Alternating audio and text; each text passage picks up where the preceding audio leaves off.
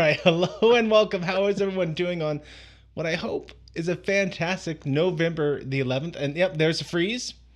We got the freeze done. So hopefully that's the only time my camera stutters like that. Hopefully my microphone plays nice. Jeff, that's why I'm late. Jeff was telling me that I was going all crackly. So Badly. As yeah. soon as you showed up, sound like subspace interference.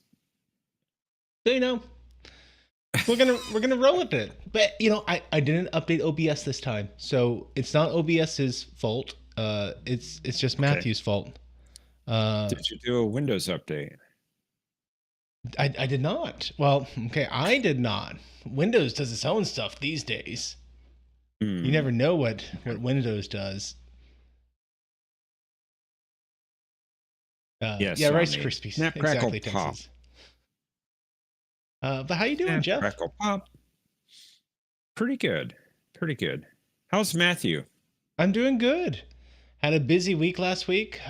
Started off running today. They need me to import a bunch of SQL stuff, and that's one of the fascinating things about the job I do. And it's interesting because it seems like they're moving away from this now, from what I can tell from my interactions with other people in this field. But when I started doing this 15, 16 years ago, something in that range, we were expected to be all in one people.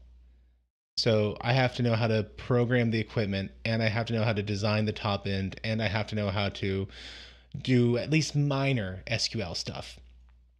And it was a big deal if you couldn't do all that. Like if you could only do programming and the top end stuff, oh, that was an issue. Now we had to bring in this other guy, and this other guy's charging the time, and the project manager's not happy about that.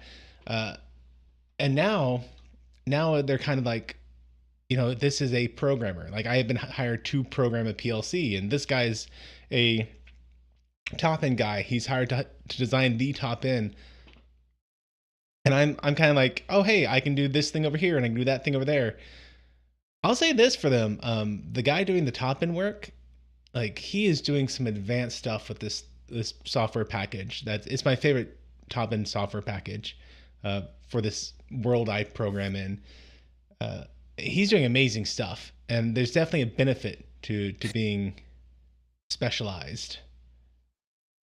But they're keeping me busy. They're like, oh, you can do this, okay, do this. Oh, you can do this, okay, do that. So it's good work, and I'm glad that I'm actually staying busy with it. Keeps you out of trouble. It does. It really does. Sorry, I gotta take my watch off there. Do you ever have that point in the day where like you just can't stand your watch being on anymore? I've not worn a watch in years. All right, so I always wear one of these like little fitness tracker things. Just something where Right? it will buzz me when I get texts. Because at church, I get really bad reception in our building. And I keep it on silent anyway, and Amy will be trying to get a hold of me. So if I happen to be in a spot that gets a text message, I don't want to miss it. And so I specifically got one that can, track my rides and track steps and also notify me on stuff. But I don't know, just after I wear it for a couple hours or something, I become aware of it on my wrist, and I can't handle that sensation of it gripping my wrist. It's so, I don't know. It's weird. I remember those days. But I feel like I didn't have that problem as a kid. I don't know if like is it oh, I touched the microphone. Hopefully that didn't go crackly on you. No, it was fine actually. Okay. But I was gonna say I don't know if it's this plastic they make out of now. Like if it's a weird plastic that just feels annoying on the skin. I don't like maybe when we were younger that they used a higher quality plastic or metal. Our stuff was all metal back in the day. I don't know. Uh, Yeah. Text is saying, is that a screen name? Is what a screen name? I think he's referring to Taylor Swift should have run as a third party. She might have won, frankly. It's a distinct possibility. I mean, poor Kamala, she had no chance. It seems that way. And I don't say that like, oh, I'm wearing red, so obviously I'm a Republican. Like I'm not. That's not it. It's like her own base. Like, oh, she was a frustrating woman to listen to. Uh, She I have was. no doubt that almost anyone else would have done better, but especially Taylor Swift with all those Swifties. Oh Mm. yeah. Although I don't think I just want to see her as president either, to be honest. Oh, can you imagine her dating at an international level? I mean, a woman who's made her career out of always dating the wrong man. I would not want to see what happens when she try to pick the right man internationally. Josh says, Matthew, most of those are under the age to vote. Oh, there's a huge aging Swifty market. Because remember, Taylor Swift, she got started 24 years ago. Is that right? It's been a while. I mean, people who were even, like 8, 12 when Taylor Swift got going, they're all well voting age. People who were born like 8 years after Taylor Swift got voting are almost voting now. I mean, she's got a lot of power over people. 2006 was her first album. Was it? Okay, so that wasn't quite as long ago as I was thinking. I felt like it was Oh, longer. 18. That's true. 18 years. I want. See, I'm not a Swiftie, so I don't know this stuff. But I wonder, was she what's the word I want? Was she active before, like doing singles before then for a while? I have no idea.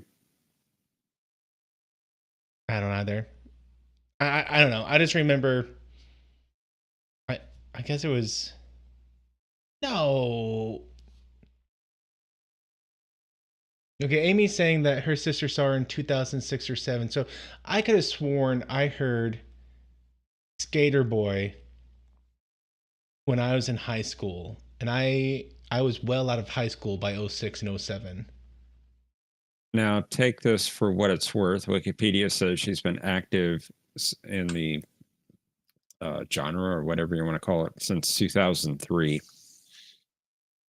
Okay, that would fit more of what I was Yeah, thinking. 21 years. Anyway, welcome once again to the Matthew is easily distracted stream. It happens.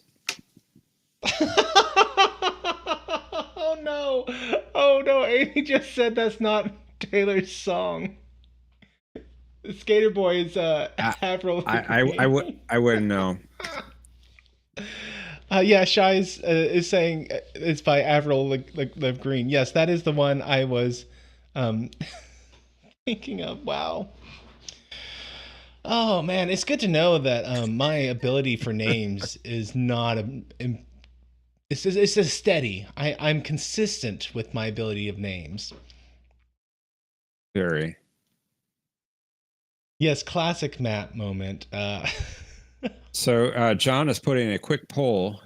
Who here would have expected a Babylon 5 stream to begin with a discussion of Taylor Swift's qualifications for political office? I mean, you should have. What That's else would true. what else would you expect from a stream like we asked the hard hitting questions. Second hard hitting question of the night, everyone. I'm sorry to say somewhat controversial here. Uh-oh. Are you aware of the movie Despicable Me?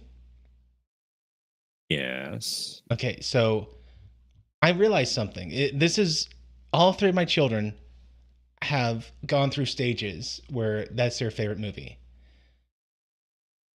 I realized something recently. Gru never readopts the three girls. So he remember the whole scheme. He adopts them so that he can have them deliver fake cookies so he can get the shrink ray back. It happens. He actually bonds with them. Dr. Nefarios says, "Oh, I'm going to get rid of them, or I'm going to do something if you don't." And eventually, he calls up the orphanage and says that I want to return the three girls. Gru goes along with it. The girls get kidnapped. He rescues them. All of a sudden, they're living with him. Never talks about the fact that he readopts them. They're just there living with him. Hmm. Gru never Okay. readopts the girls. He I basically kidnaps them back. I never noticed. Like okay, intellectually, I'm aware of the fact that that would have been a boring scene in the movie to be like, I've oh, only I've only seen it once, so you know. oh, I've seen it so many times, you, so many you're times. you're so happy, I can tell. There's good scenes in it, but mm, mm, I've seen it a lot, and I just it occurred to me that he never adopts the girls back. He just kidnaps them or rescues them, and they stay with him. I know. And I the way don't the know chat's either. blowing up, I can see that they also have strong feelings. I have strong feelings about this. I can't handle It's it. it's a movie. It's a movie for kids. I just like a passing scene where like or like have it in the background, adoption paper, something like. Anyway, Malphus says, "Well, he is a supervillain, so kidnapping isn't that far off." it's true. It's true. Well, how about on this Babylon 5 stream, we do some Babylon 5 stuff? What do you say? It might be prudent. Let's do that. So we talked Taylor Swift, we've talked Avril Lagreen, Avril, and we've talked Gru from Minions. So let's do this. Hey, Planet X, you're arriving at the right time. I promise you that. We're gonna kick this off now. John, Sounds I don't good. think Despicable Me was made to stand up to nerd level scrutiny. Well, unfortunately, here we are. Yes, La Green, that is what I said. Avril of the Green. Kind of like Anne of Green Gables, Avril of the Green. Aorix, I guess. I guess. I'm all over the place. Now I'm talking Anne of Green Gables. We can do this too. Netflix readaptation. Yay, nay. So I had a prediction last week that was definitely better than any of my predictions about what we've been talking about so far. Um, about Well, what we'll see. We'll see if it is. the episode this week is. I want to say GoPro, but that's not it. GoPro is You're a brand of so cameras. so close. So close. Gropos. This much. Gropos. Gropos. Missed it by that much. Oh, I miss Get Smart. We That was a okay. good We were show. actually talking about this recently in my house, recently-ish, within the past year at least, about how you could not make Get Smart today. You probably couldn't. Like they did the Steve Carell version of it, more Steve Carell. I guess I'm on a Steve Carell kick right now, but true Get Smart, where it poked fun equally at everyone. It poked fun at women. It poked fun, obviously, all the time at Maxwell Smart himself. Uh, it, it it showed stereotypes and then made fun of the fact that it was a stereotype. Like it was an amazing TV show with so many great lines, like what you just said. Missed it by that much, Oh, very good. That was very good imitation. or the long standing joke, like someone would be on their deathbed, they've been shot, and Maxwell would kneel down, and they'd whisper something in his ear, and he'd sit up, and the chief would go, "What was it, Max?" And he'd go, "He asked me to get off his chest," and because he was, and then you want to find out why he had been shot, like what piece of information he had. Uh, but I miss Get Smart and Maxwell. So I did not have a I. You had to give me a hint about who the GoPros were, the Gropos were, so I could even get Yes. close to having a guess this week. Do you remember what it was? Your prediction. With the escalating war, Earth Force deploys a group of soldiers to Babylon 5 whose goal is to be a rapid deployment fleet Their presence is causing issues on the station for Garibaldi as he attempts to keep the peace. While you have a bunch of jarheads, GROPOS, who are itching for a fight and are escalating issues that are causing him, I'm guessing him is Garibaldi, issues. So escalating issues are causing Garibaldi issues. Weird how that works. Yeah. Issues causing issues. Who knew? All right. I think that's a good guess. It is certainly better than I would have gotten if you hadn't reminded me that I'd heard the name GROPOS before. We had a few episodes before. With Mad Dog. Yes.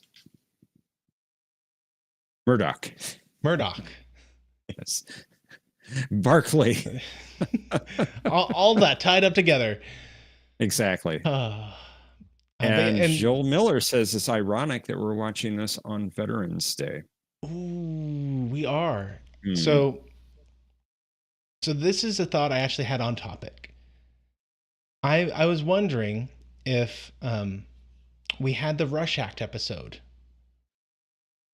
And so I'm kind of curious to see what sort of direction we're going to be taking in this episode toward military men, or military personnel, I should say. I'm sure there's men and women in the GROPOS. But I'm curious, is this going to be an episode that is slightly like an indictment on military service? Or is it just going to be, hey, this is the, what do you call it? The salt of the earth type people who join the military. So of course you kind of have some coarseness, but at the end of the day, it's an honorable profession. I'm curious to see how they're going to go with this. John, I love it when a Barclay reference comes together. And Joel says, you mean broccoli?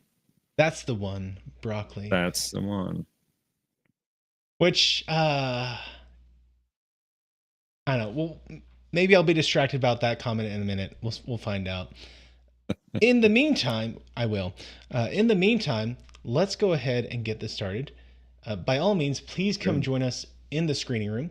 And the way this works, as I say every week, come join us in the screening room. This is going to sync all of our watch times together so that hopefully I'm talking on subject and what I'm saying is somewhat relevant to that moment, and we all get to have that moment together.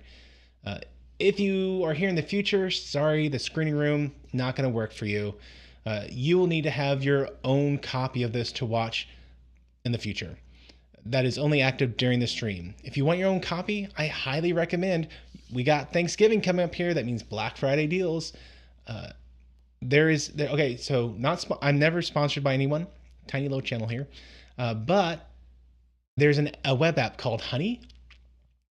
And with that web app, it will actually show you the price history for Amazon listings over like the past 30 days. I think the free version even goes up to like 90 days. Nice.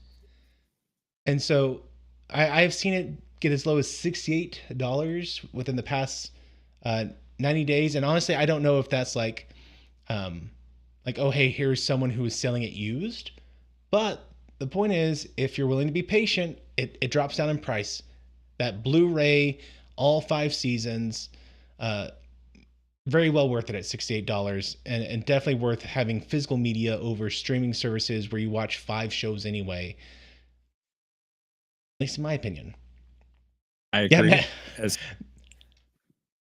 sorry, Josh is saying I'm a shill for Amazon. False. I tried to be a shill for Amazon, and they wouldn't let me. So this was some sales day. I'm like, oh wow, this is a great price. Amy, send me the affiliate link. That way I can share this with y'all, and I get like a penny or two from it. And things like that help. But it turns out I couldn't include a picture of the box set. I couldn't include the price for the box set.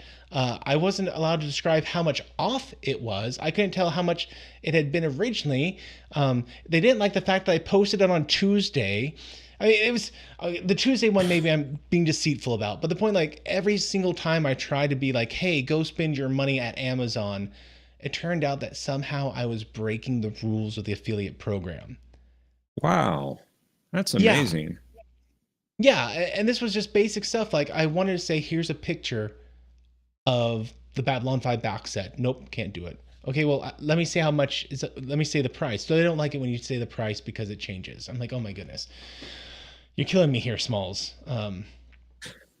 So basically, you can just say, go buy Babylon 5 on Amazon. Yeah, Or can you even say that? I don't know. I don't know either. Like, Amy's so patient. She she tries to help me with this stuff, and it's just like, honey, you are doing everything wrong. And I'm like, I'm trying, but eventually I just took it down. I said, I give up. I wanted to be a shield for Amazon, not working. Instead, go watch it for free on Tubi TV if you like. So, Hey, there you go. yeah, you're waiting for that box set to go on sale. Great news! You can watch it right now for free on Tubi TV. You want to own it digitally? Awesome. You can buy it off iTunes. You can buy it off YouTube, which is through Google and all that stuff. Like there are so many great ways of watching this. I do highly recommend Tubi TV because it is a free option that you can do, and free with ads, obviously. Um, it's a great way you can do it until it comes to a good price at like, well, I was about to say Best Buy, but Best Buy doesn't do DVDs anymore, or No, they don't. Blu-rays rather. No, they don't. But I Walmart, was wherever. I was looking to purchase the latest Blu-ray set of Doctor Who, the original series. They're releasing one set about every 4 or 5 months, and I could not find it on Best Buy. I was surprised. I had a Yeah, coupon, um, that was going to expire on Best Buy. I was going to use it on that set. And I couldn't. yeah. It was like a couple months ago, I want to say. Was it a couple months ago? Well, It's definitely this year. Walmart was supposed to stop, but I can still buy DVDs and Blu-rays at Walmart, my local Walmart. Yeah, I mean, Best Buy is how I got all the Seinfeld seasons. There you go. Just 1 year at a time. Black Friday, I'd buy the next season of Seinfeld for Amy. It was one of her favorite shows back in the day, and I mean, talk about a series you couldn't make today anymore. Wow. Probably not. Like there's a whole episode where the whole joke was they're going to a gay wedding, and, and every single time they talked about it, they went, not that there's anything wrong with that, and like you couldn't Yeah. even do that level of joke today, and that is an extremely tame joke. How times change. Truck reviewer is saying Walmart still sells DVDs and Blu-rays online. Well, I'm not sure if it's officially Yeah. through Walmart or if that's through their third-party sellers. They do a weird thing with that. Well, they still have them at my local Walmart. Cool. Maybe not as many, but they still have them. So lots of options. In fact, if you want a DVD option for Babylon 5, my local Walmart has it on DVD. Really? Like in Yeah, it's the store? same in store. Huh. It was like $55, I believe, for all 5 seasons. Huh. That is, I'm shocked. Now, of Uh, course, the quality won't be as good as Blu-ray, but yeah. I mean, a lot of Blu-ray player or DVD players upscale to a 1080, which it's passable. Unless yeah. you have like one of those 65-inch TVs or bigger, takes up half your wall sort of thing. In which case you really need that 4K or else everything starts to look blurry. Anyway, final option. Final option. I got screenshots. So once every 7 seconds ish, 7 to 9 seconds, just a still image, no sound. Yes, no sound. Just making sure my desktop audio is. I gotta check every time now. But that way you just have a reference image, and that way maybe you don't have your own copy. You don't want to do yet another streaming service, even if it is free. Um, you know, you're on your cell phone and you can't pull up another thing to the side. Whatever, we got you covered. So, with all that said, let me give you a quick three countdown and we'll get this going before I continue to get any further sidetracked. So, here we go. Three, two, one. Hit that play button, everyone. Do I have sound? Oh, I muted it on me. There we go. It would hardly be a my stream without some sort of audio issue. You had to find one before we went live. It's true. Ivanova, she messed up. She challenged the fates to like, oh, I love this time of night. Nothing bad ever happens. Rookie mistake.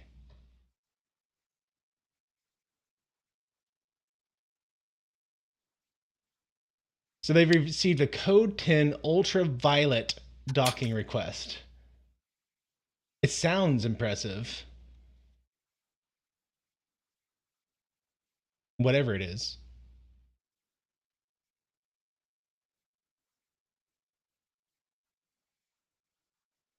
I like how a riding crop has become a de facto military like shorthand of this man is going to be a very like regimental, hard-nosed military man. Take no gruff. Now, who's the actor? This one? Yes.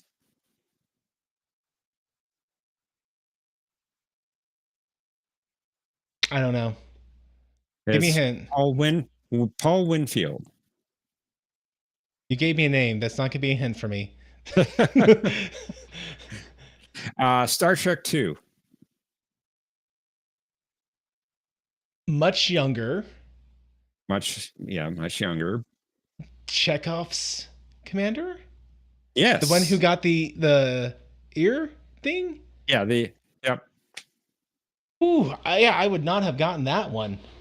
That is a much younger man back then. Captain Terrell, of course. He also was in Next Gen.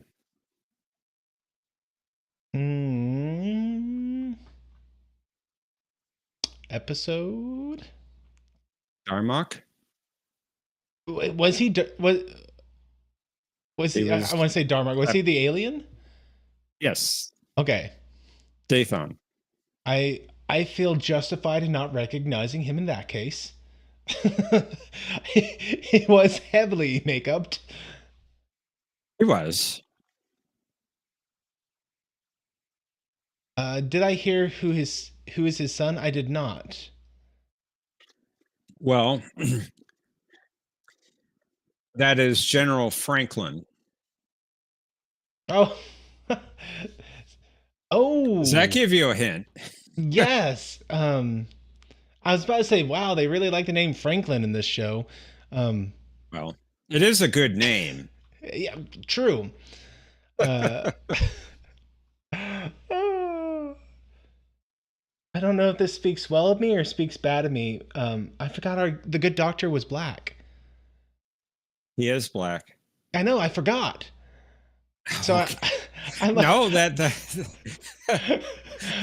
because I'm like, oh, there's two people named Franklin. One's black, one's I forget what race, but just two people named Franklin. No, Matt, come on, get it together.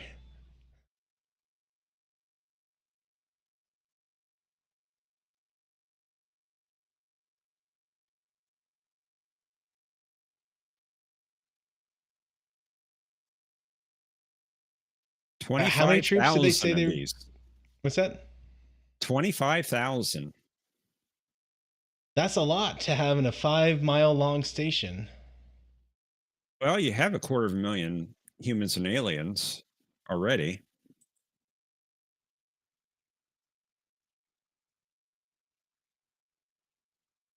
Yes, Omni. That woman we just saw was also on Star Trek. I'll have to see her again. Omni's saying from Starship Mine. He's right.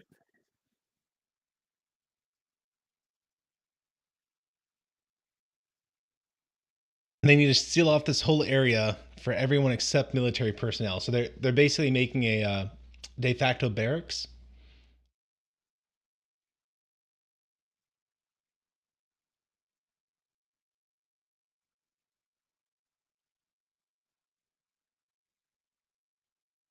She battled Mr. Mott?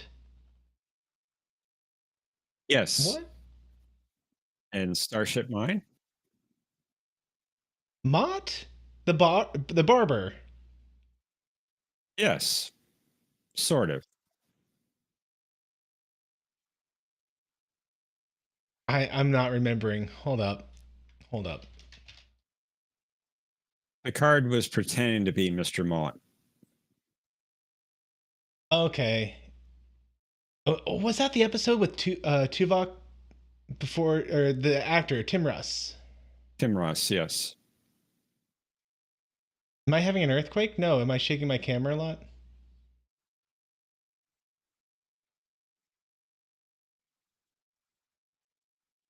Starship Mine, the Die Hard episode on the Enterprise episode. Yeah, Yeah. it's the one where they were doing a baryon sweep because warp travel, something something, technobabble. Tekka. Yeah.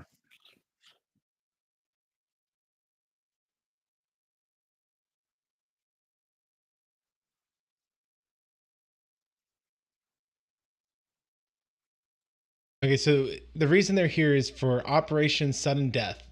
They're here to provide a sudden strike on an outpost.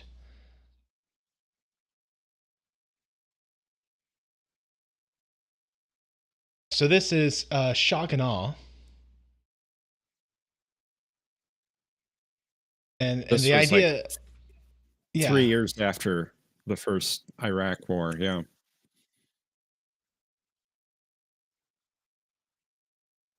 So the idea here is that as soon as war is announced, they're going to immediately attack this outpost, and they think that they can crush the rebellion in one swift move. That's what John just typed.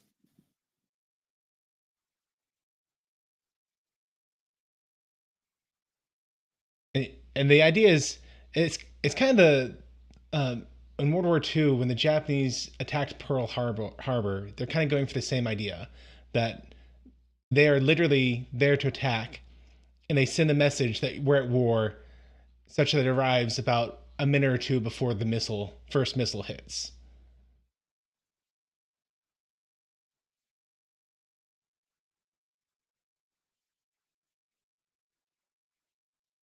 And Thomas is pointing out that shock and awe was the second Iraqi war. That's true, but that's what I immediately thought from the way he was describing the campaign premise. Now, I don't know if you caught it. They're upgrading Babylon 5's weaponry too. Oh,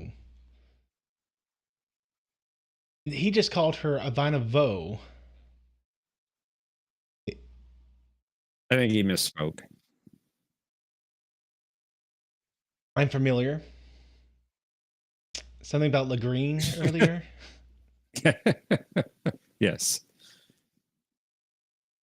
uh, but I did hear Sheridan making a complaint that, or maybe not complaint, a comment that Babylon 5 is supposed to be a peaceful station, and to have it used as a military launching point undermines its mission. Yes. And in essence, he was also complaining about the upgraded weaponry on the station.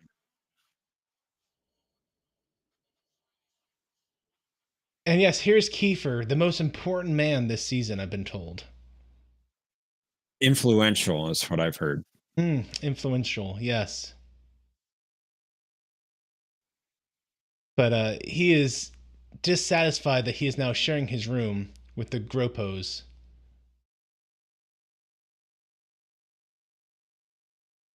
Kind of rude.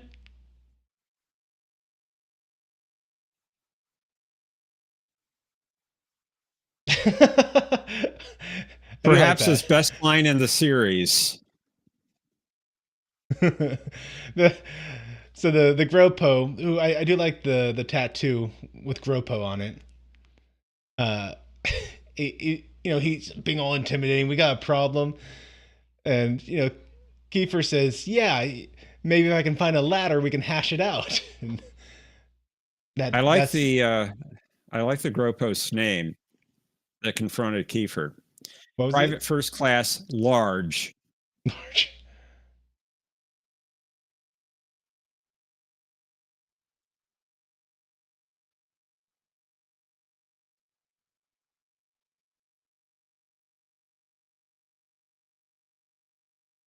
So of course, apparently Franklin, Doctor Franklin, would know more about his family's going ons if he called his mom more.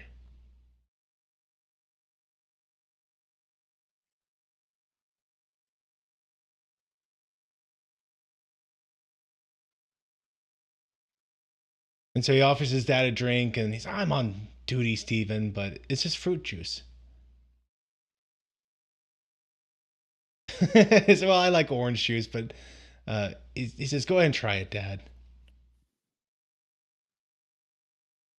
And he He likes it. seems to like it. Uh, Texas, you're right.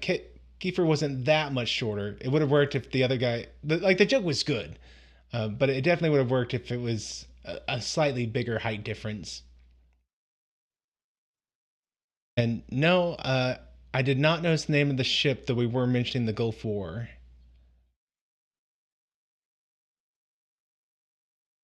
The EAS Schwarzkopf? Hmm. I'm missing the reference there, Texas.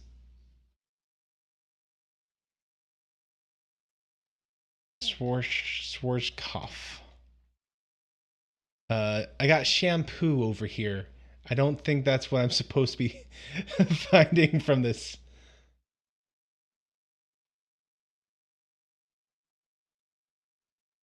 Maybe if I put in Gulf War. He was a army general. Okay.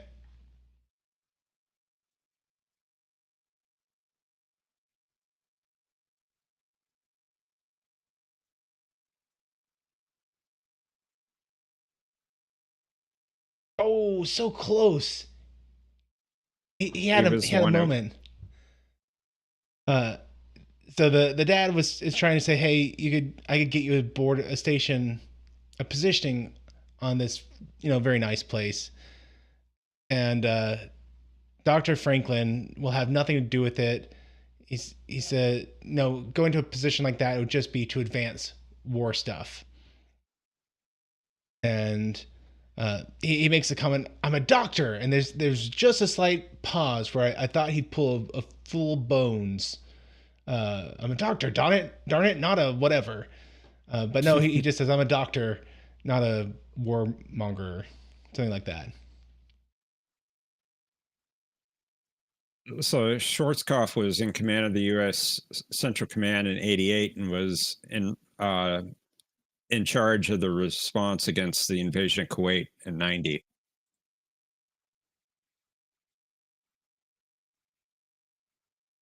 Storm and Norman, as Omni said, and Trevor Lorne. Hmm. Still not sure if this is like I'm not sure if that's a nod to actual historical events and he's just kind of drawing on that, or if this is leaning more toward indictment yet. I get the feeling, just as a guess, that this will be a slight reprimand toward the first Iraqi war.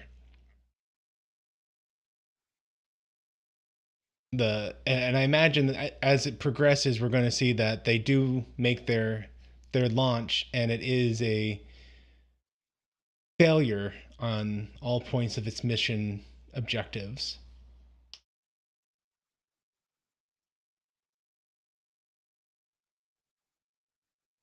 But Franklin is feeling bad. He spoke very harshly to his dad, uh, and he does love him. It's just something about being around him. they just fight. And Franklin is also very upset that the Gropos are being stationed here in sick bay, which the good doctor, had to mess with Neelix. And then an episode of Voyager where they're having to shut down power aboard the starship. Star Trek steals from Babylon 5 once again. They do. So blatant. I know.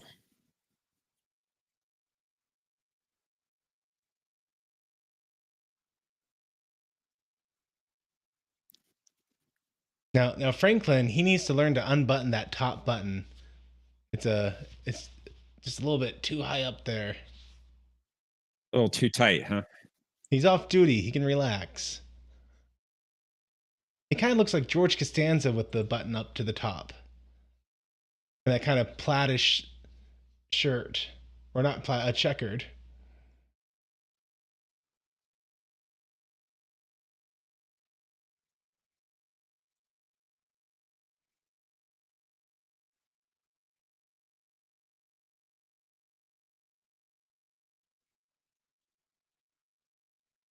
Yeah, Thomas, Star Trek even stole the idea of space from Babylon 5.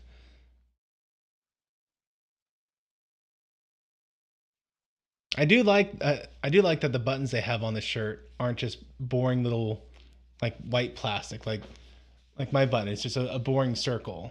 But his is like a like gold design, like This almost scene's like a really little getting cross. to me. I've not seen this episode while listening to the audio on headset.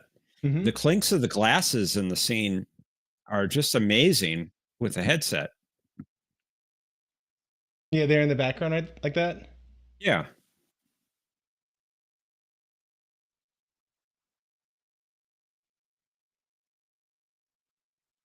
Oh, so Franklin isn't aware of the mission here. No, he's not. Not yet. So he thinks that they're headed for Io, but the actual mission, um, I didn't hear the exact outpost they're talking about. Is this against the Mars first, or are we actually going against the Centauri?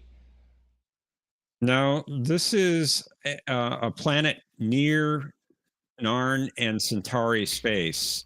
So it'd be a strategic outpost, and they're going in to help um, overthrow the rebels on this planet so they could have an outpost near both those major powers. That's what they're talking about right here is um, the negotiations between the Centauri and the Narn are not going anywhere.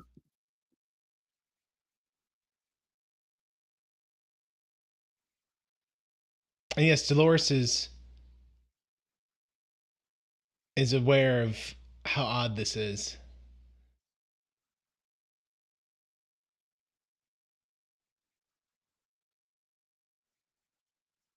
Oh, the Gropos are making some bad choices, messing with Dolores Well, over this guy here. is.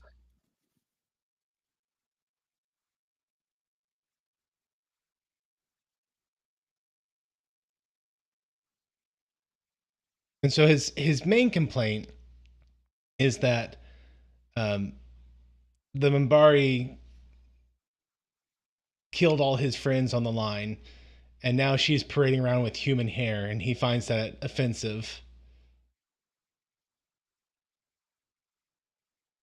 Oh, we see the This lady is the who was giving woman. her. Yeah, She's the one from Star Trek. she was the a leader on that one too. Yes. Well, she's not really a leader here, but Well, she's taking names. definitely.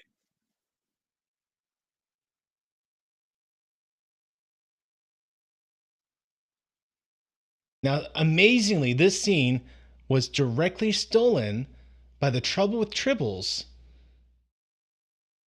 20, 30 years before it ever aired. So, they got a treatment sent back in time, and they said, we are going to take this scene of a barroom brawl and a commander dressing down the privates.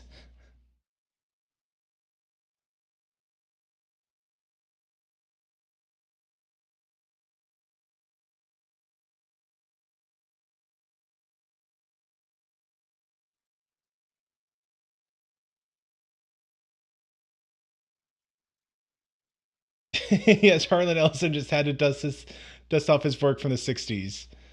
Right. And welcome, Kay Roberts.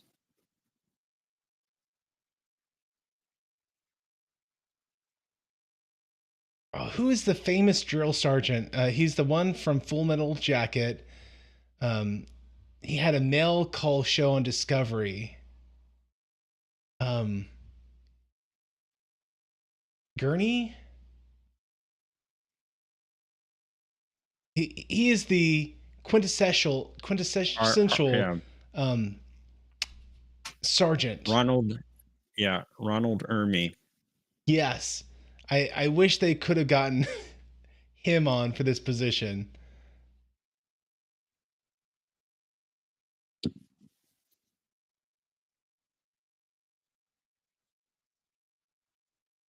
Yeah, how don't you know his name, maggot?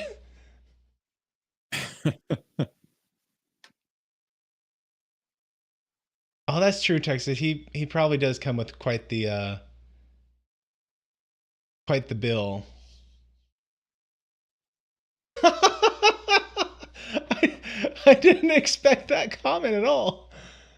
Uh, as as Garibaldi Well, walks off, it is mid '90s, so as Garibaldi walks off, the lady makes a comment. Nice butt, her name is Dodger. Dodger.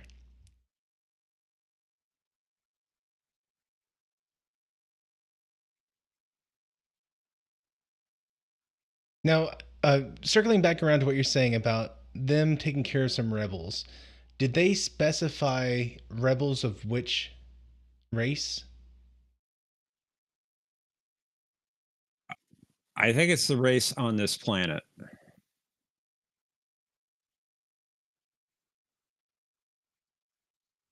Omni is saying the Shilasan rebels, whatever Silashan. Okay, so I was wondering if they were deliberately keeping it vague, I such think that so. it was like, oh, are we going after the Narn? Are we going after the Centauri? Who are we really? What's really happening here? It's But neither of them. it's just a generic race, uh, and I guess we are affiliated with their government enough for us to be able to justify taking out the rebels without causing further incident. Yes.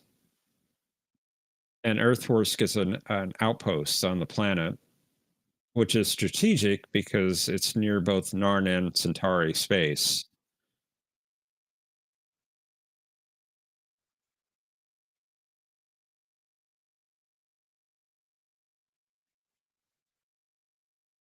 So the general is asking, um, with what he had to do during the war, if Sheridan ever feels like a murderer, and Sheridan he makes the comment, "There's only one truth about war, and that's that people die. That's part of a soldier's job. You can only hope that the reasons that you're doing is justified. You have a he doesn't use this word, but the casus belli, the a reason for war."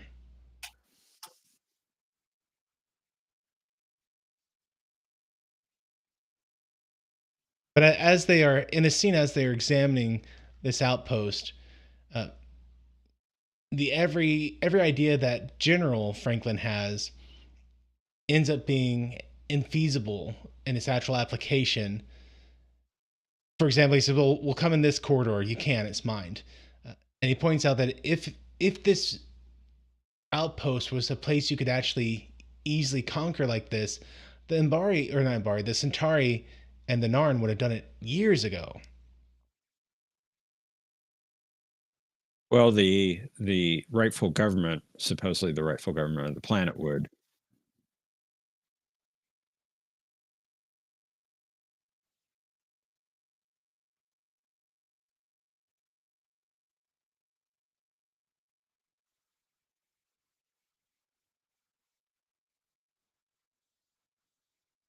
And the GROPOS are making some issues for Garibaldi.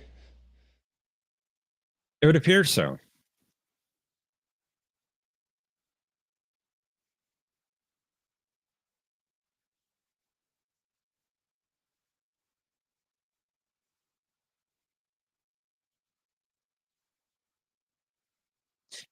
Private Yes, Ami, it Dodger, is.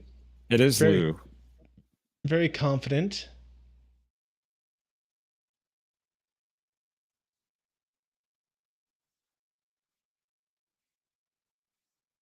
Very confident. Indeed. It- he asks, what she'd like to see first, and she says a good restaurant, and then your quarters. So I guess she's interested in seeing some Daffy Duck cartoons. Must be. It's the only Duck thing I Dodgers can. in the 24th and a half century. Exactly.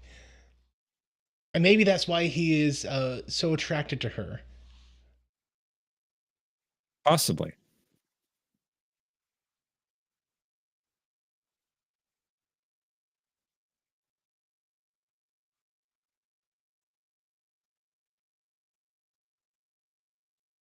Check with Yes. your. Oh my. Yes. Dodger wants to see Duck Dodgers.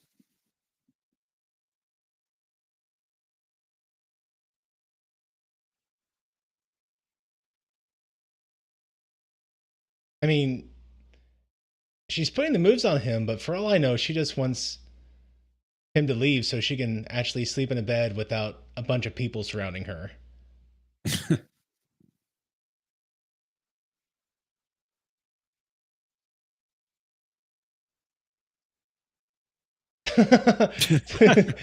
So Garibaldi asks, how are things going out there? And Lou says, oh, everything's nice and quiet. Looks like everyone's going to bed as, some guy gets drug out, having been either knocked out or passed out from the drink. Tom says, cover your eyes, Matthew. You're too young to see this. It's the 90s. I'm quite confident there's nothing to be seen. Actually, the late 80s was a weird time. That's in movies.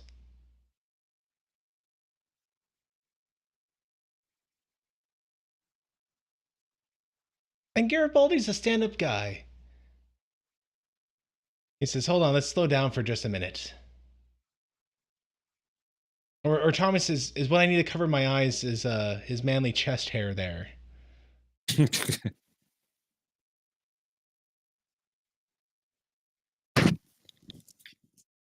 Oh yeah, I had forgotten that little detail. Uh, he, what was the guy that his ex is marrying? Hans. Hans, yes. What kind of name is Hans? Thanks, European. Or Franz? Oh, I was close. Franz. Okay. Sorry, Omni.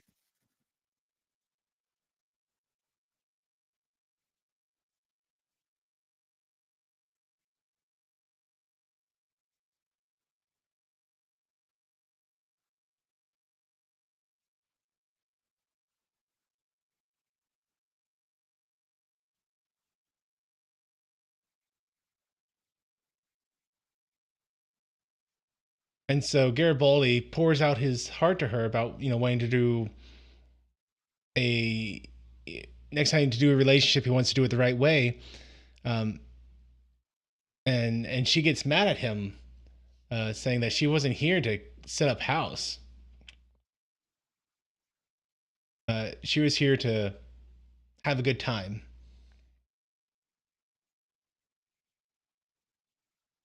And as Deanna Troy once remarked, hell hath no fury like a woman's scorn. Indeed.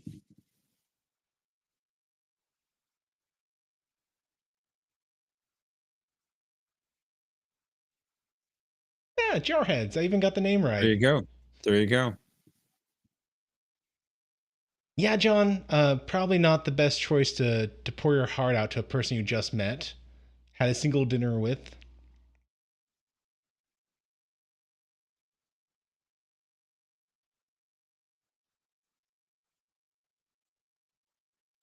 And so she's describing the new weapons. It's the tracking system's 3 times faster than the old one, more powerful weapons.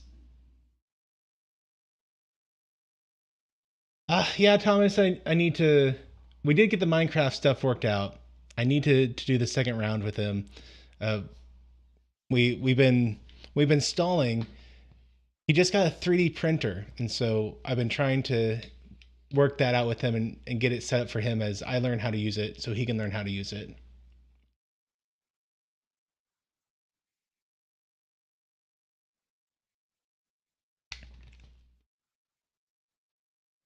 And yes, Chekhov. Wow. Yes, Texas.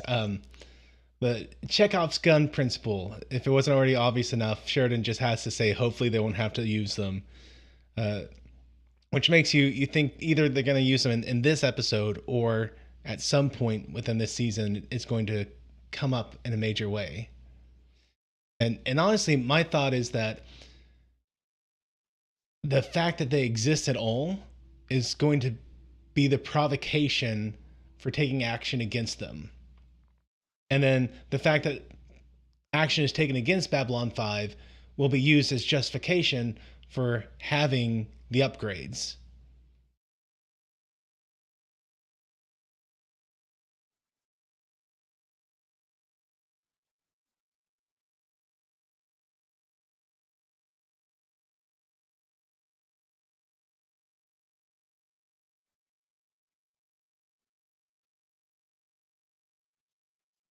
And so Franklin and they're both they're both frustrated, they're both carrying baggage, but they're both Franklin finally just lays it out. He says, I just want things right between us because I don't know if I'll ever see you again. Each time you leave, I don't know if this is going to be the last time. And the dad, he accepts the olive branch here, it seems like.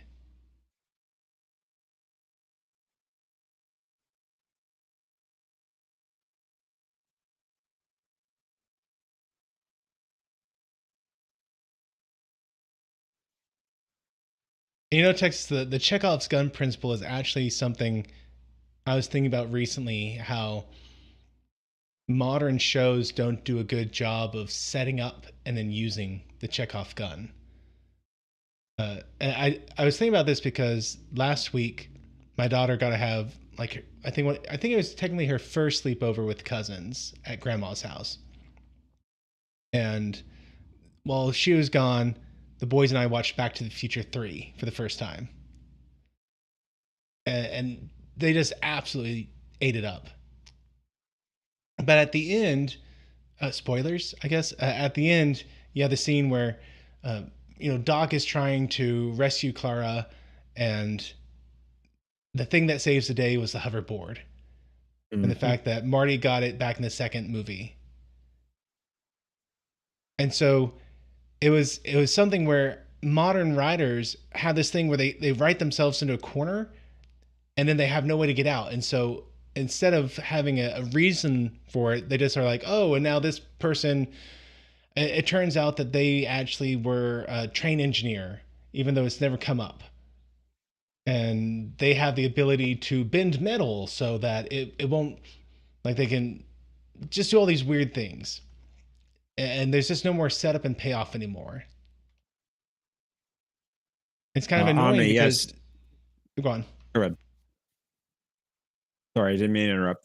I was say it's kind of annoying because they write themselves into the corner that at any point they could have like not done.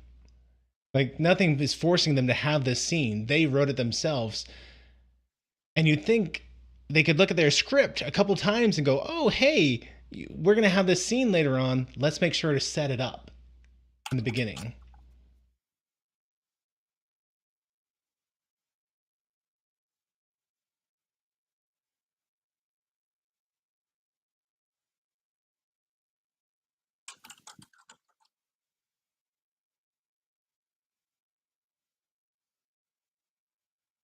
The young man on the right there was feeling intimidated about the upcoming battle. It seems like he's a new guy, He is. and so the older guy was bolstering his confidence, so to speak.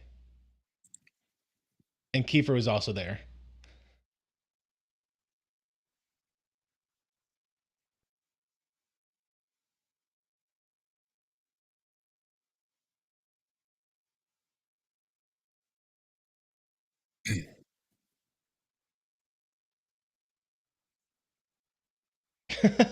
He's saying he doesn't have to be seen for his influence to be here. Kefir doesn't have to be on the screen. He's working the background.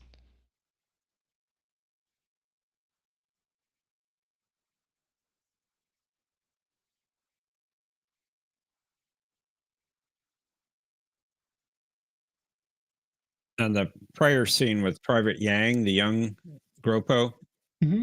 he the actor was in Deep Space Nine. He played Hector Ilario in Field of Fire, season 7. Was that the? No, I'm thinking the siege of. It's the one where Esri has to track down a murderer Are we on a murder on on the Trill? station. What, the Vulcan? No, yes, Oh, I like that episode a lot. it was a good episode.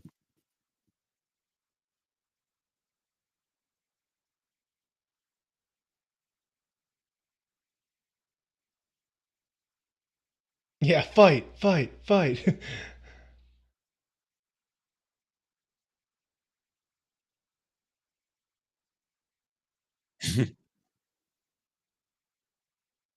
And Garibaldi's getting too old for this crap.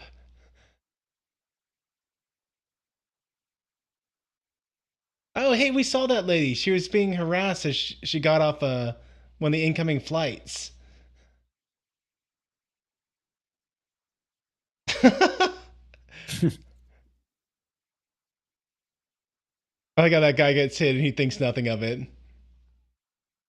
Classic tank character. Yep.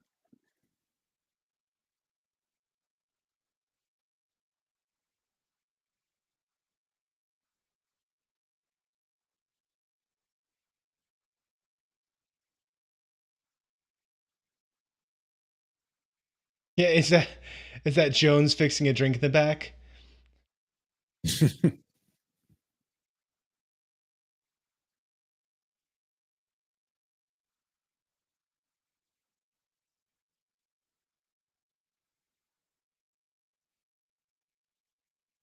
It seems that she finds fighting to be at the same level as Garibaldi finds Daffy Duck.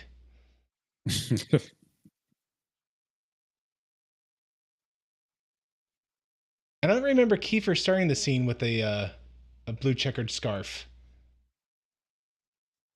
Well, we haven't seen much of him either, so I mean, when he was doing the toast to the fallen, I don't feel like he had a scarf. I think he somehow got that in the scuffle.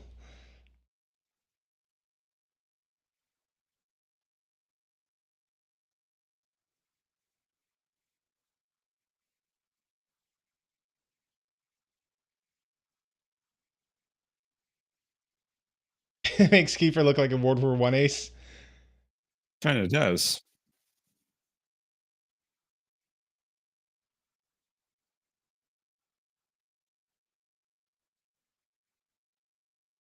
Yes, an ascot,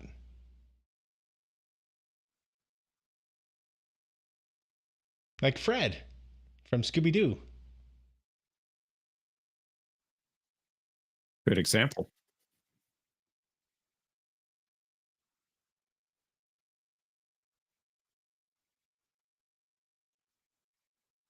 So he's throwing up a couple death flags right now. He's talking about how proud he is of his son and how when they get back they'll do something.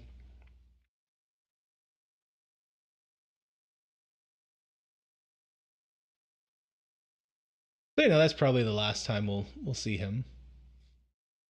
Yeah, exactly. It sounds like he's not coming back. And they certainly throughout the episode have mentioned several times like something feels off about this. It doesn't. This one feels different. Of course, that's from the ground pounder side. From Sheridan's side, um, we obviously know that this is not the easy win that the general thinks it's going to be for some reason, or at least started off thinking it's going to be.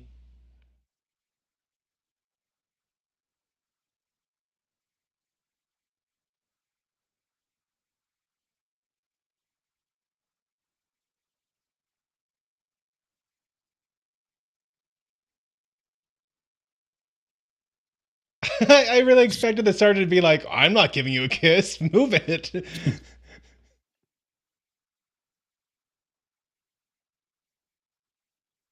And yes, John's saying Merib his with sails unfurled as they depart.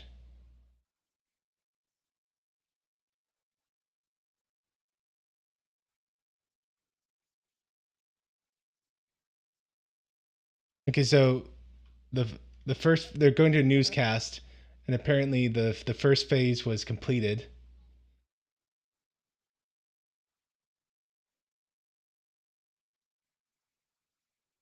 And I really appreciate the fact that we didn't follow the action. So it's not that the fleet departs and then we see it from their point of view, but that we stay aboard the station as our primary character.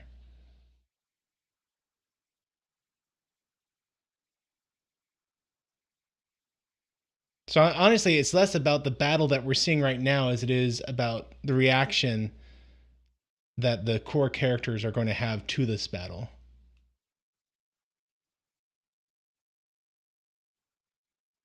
But thankfully, it seems like the journal survived. He did indeed. By saying that most of the leaders have been killed or captured, and we expect a complete surrender shortly.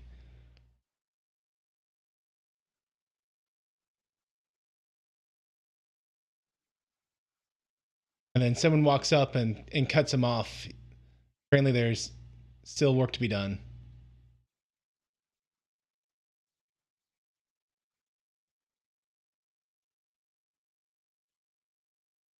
Blue with grim news.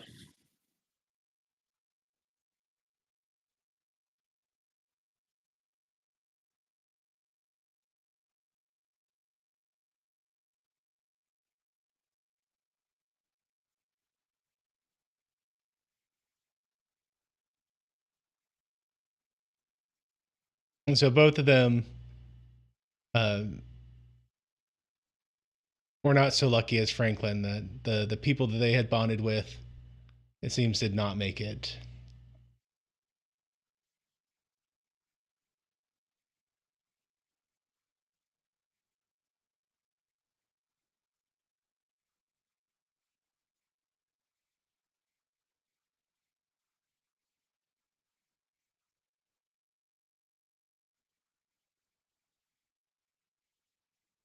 Omni, great acting, Kiefer. Wow. All right. So that was GROPOS. I'm not sure I agree with you, Omni. What about the great acting? Yes. Well, to each their own. Well, what did you think, Jeff?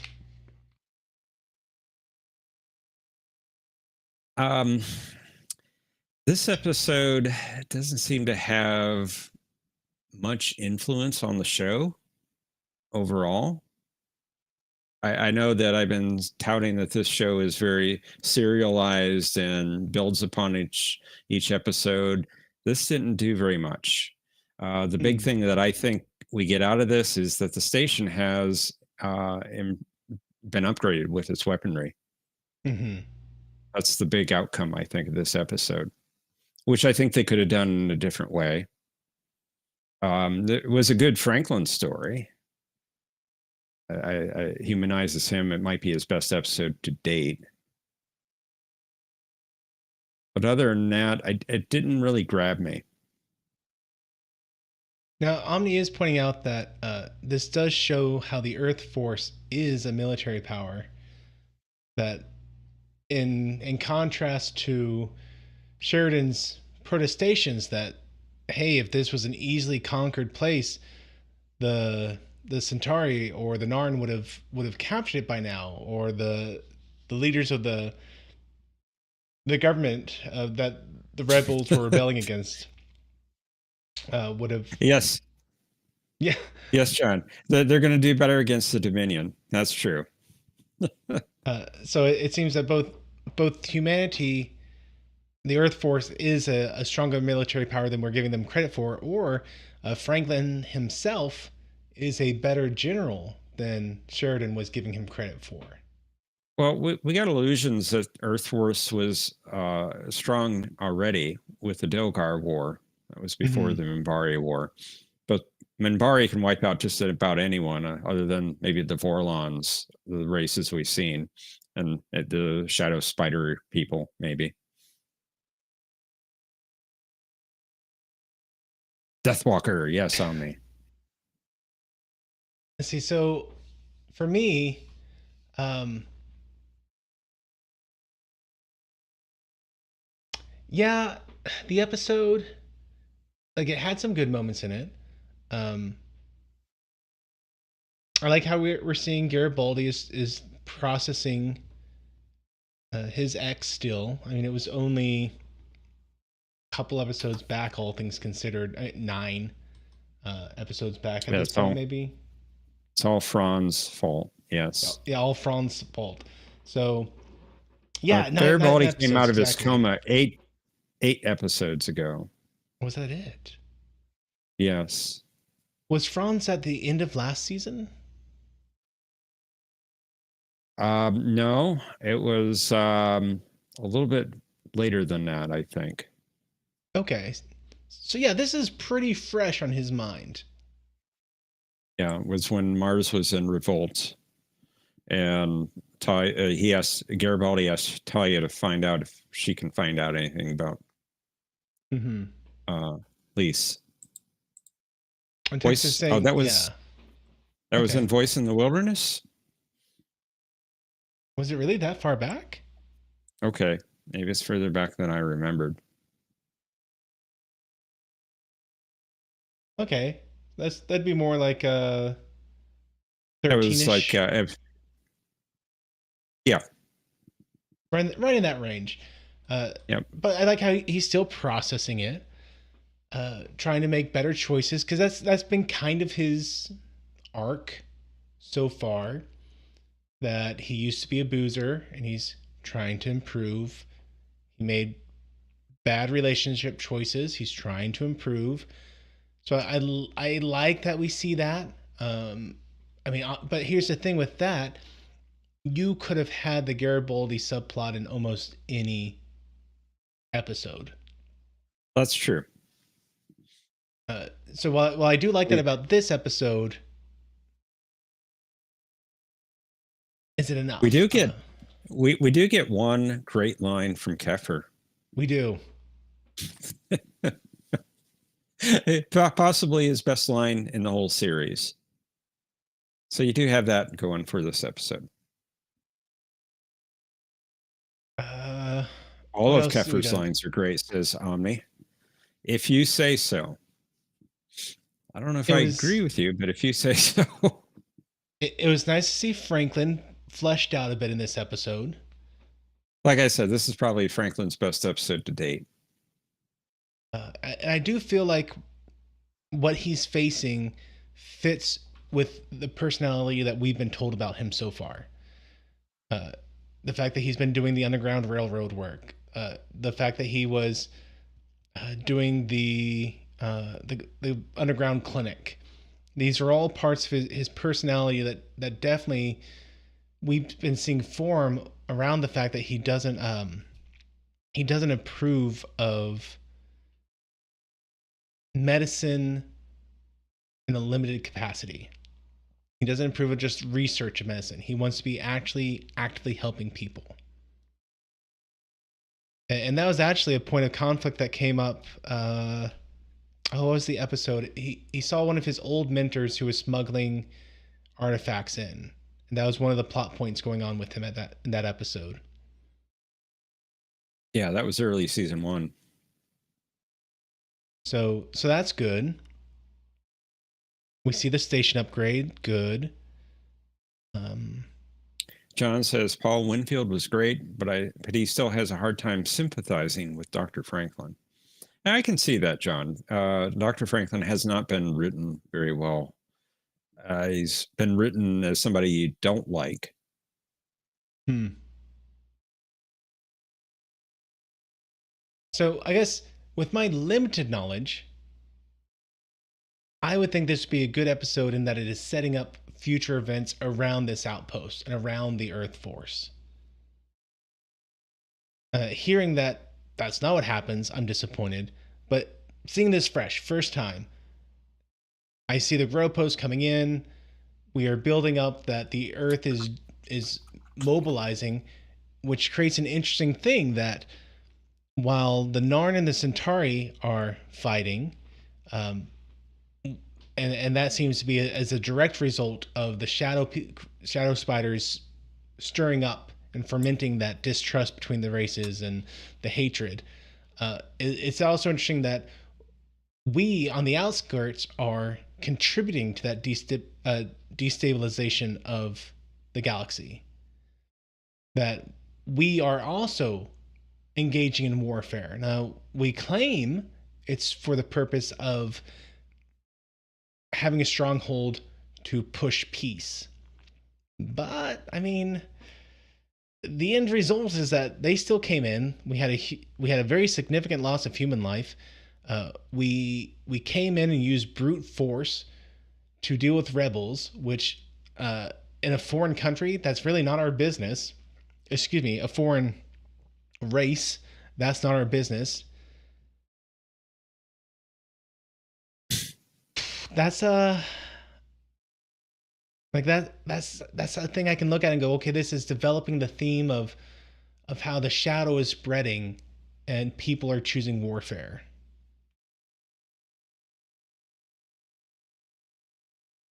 I don't have a Um, great answer for whether this was supposed to be an indictment of the Gulf War. I kind of got the feeling that it was more a Allegory. maybe allegory, maybe also just drawing on recent human events to use as shorthand. Because I mean that's something I talk about how TOS did, that they would take what was going on, and since they were aware that everyone understood these issues, without really saying whether an issue was good or bad, they could just shorthand reference it without having to do a whole lot of world building in that aspect for the episode. Like it was a bit of a time saver in a way. I suppose you have a point there. So I definitely didn't get it was the feeling that it was a strong indictment the way that the Rush Act episode was a strong indictment. No, no. Speaking of the Rush Act, did you hear a familiar name in this episode? We both know the answer to that is no, Jeff. Miss Connolly was mentioned. Was she the dock worker? The She was union? leader of the dock. Yes. Okay. She was not happy with all the extra hours that the dock workers had to put in. That was a Oh, nice. okay. Lou made that comment. Yes. I think it was I think it Lou. was Ivanova. I think it was Ivanova that made that comment. To And Sheridan told Garibaldi. her, no, she said it to Sheridan Wrong on all and counts. CNC. And Sheridan said, see if we can get the dock workers some time off with pay. Hmm. So that was a nice callback to that episode. Yeah. So all in all, I think this was a. I'll put on the good side of of the scale. So it wasn't. It's hard to follow up after the coming of shadows. Oh, yeah. Yeah, definitely. Um, Coming in They all can't fresh. be they all can't be A plus episodes. Yeah. Coming in fresh, not knowing what's happening, I'd be like, oh yeah, we're setting up stuff. Solid 7. Uh, if if if it doesn't do anything with what they've done other than the station upgrades, maybe some relationship building stuff, that kind of lowers it a little bit. Yeah. Yeah. So was I right in my I prediction? Not especially. Well, no, I think you did pretty well. I I mean, mean, you did say that the GROPOS were going to the station. They were going to cause trouble for Garibaldi, which they did. the big thing I missed though was I thought this was going to be more long term, or at least I thought the episode would introduce it as long term. Typically, Okay. even even this show seems to kind of get things to a default baseline by the end of the episode. Like things don't change too dramatically from episode to episode. So I didn't think that by the end of it we'd have the Makos on board for the next several episodes. Like I figured they come in, we'd say it was going to be a long time. Politics, politics, politics. Okay, they're getting off the station. Uh, I and think also, I but yeah, you and I know also with thought the the motivation would be to be a strike force. Well, they kind of were, I guess. yeah, they were. All right, all right. I don't know. I'll give me a 7 out of 10 to match what I gave the episode in terms of Okay. I prediction. think that's fair. But remember, this is a planned series over 5 seasons, 5 years. JMS knew where he was going with this, and it's a slow buildup.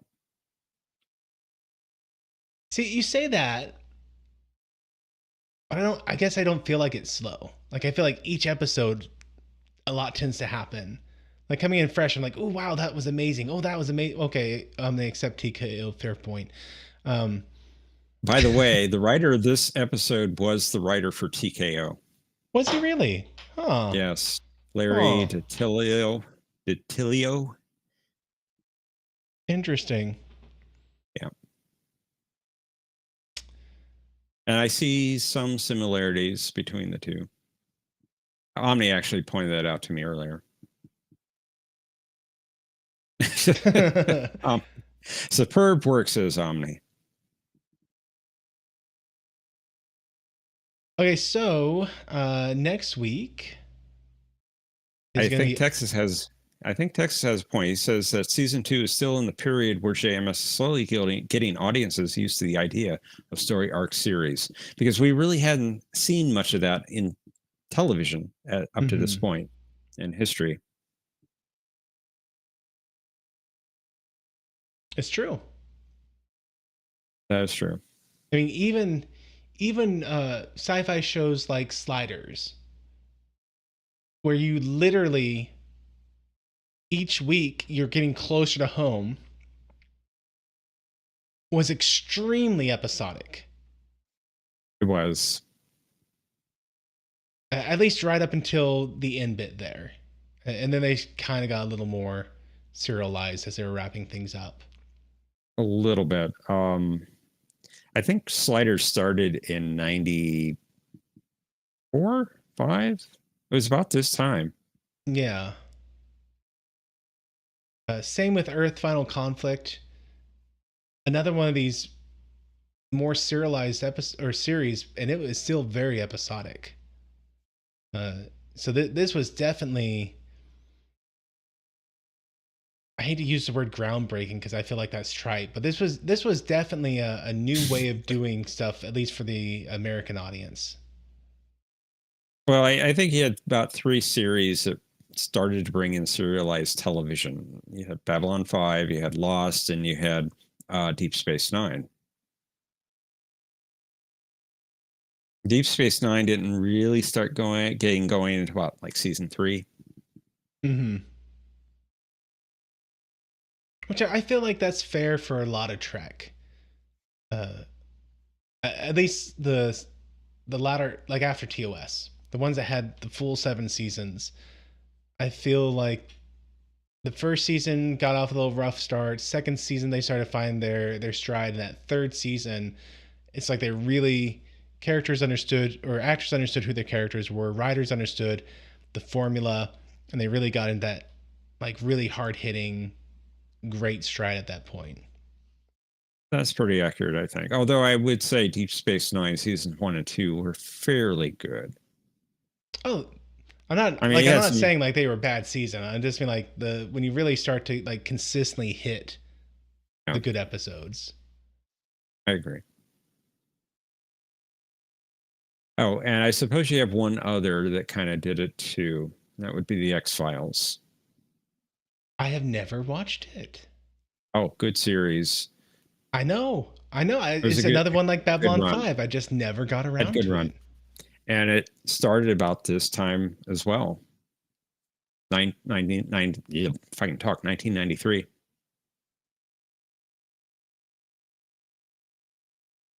And Texas, Avatar: Last Airbender. That's one of my wife and I's like favorite shows from our early X-Files is marriage. X-Files is really good in that it did a mix. You had Mm-hmm. what they called the Monster of the Week episodes, which was about half the season, each season, and the other half was serialized. You had an ongoing story that they were building on, and they mixed it up. You know, you'd have 2 or 3 Monster of the Week, then they'd have the serialized story for a couple Mm. episodes.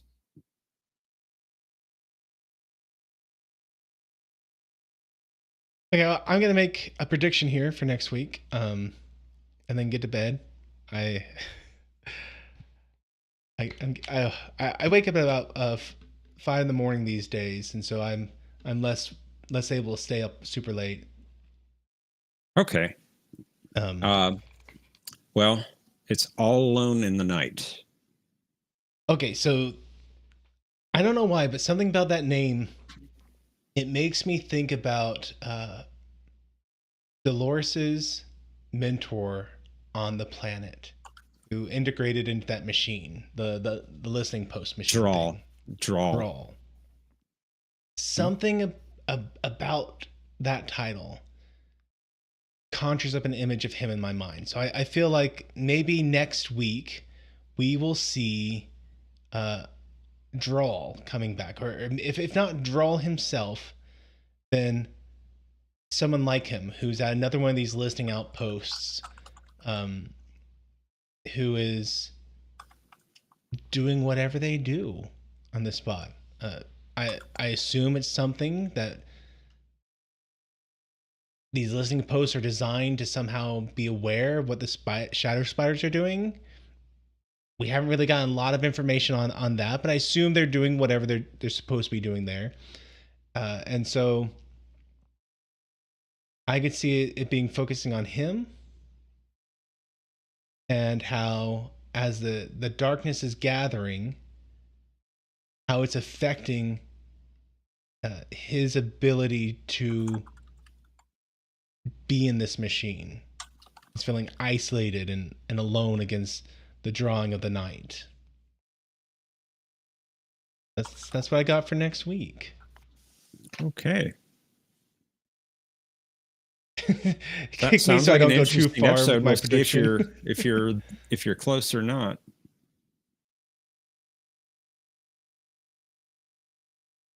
Yeah, Bradley's saying we do 37-hour days like Men in Black. I don't think I could. I think I'd be one of the ones that go crazy. I probably would as well. Well, guys, thank you so much for hanging out with us tonight.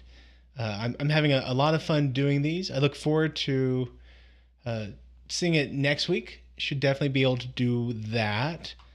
The week after that is going to be Thanksgiving week. 25th should still be able to do that.